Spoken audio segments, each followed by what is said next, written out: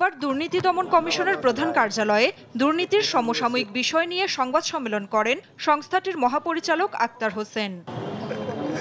এ সময় টিউলিপ সহ অন্য কারোর মাধ্যমে বিদেশে টাকা পাচার হয়ে থাকলে সেই টাকা দেশে ফিরিয়ে আনতে দুদক উদ্যোগ নেবে বলে জানান মহাপরিচালক। এরই মাঝে যুক্তরাজ্য ও ইউরোপীয় ইউনিয়ন থেকে সহযোগিতার আশ্বাস পাওয়া গেছে।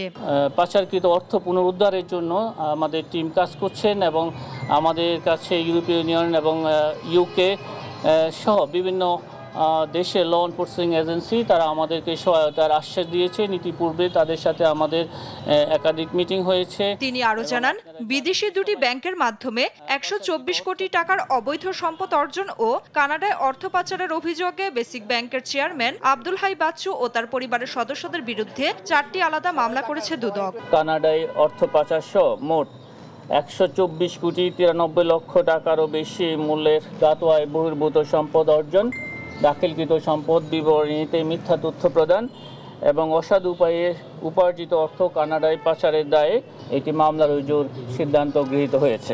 যাদের বিরুদ্ধে অর্থ আত্মসাতের প্রমাণাদি মিলেছে তাদেরকে দ্রুতই আইনের আওতায় আনার চেষ্টা চলছে বলেও জানান তিনি। নাফিয়া ফারজানা, দেশ টিভি, ঢাকা।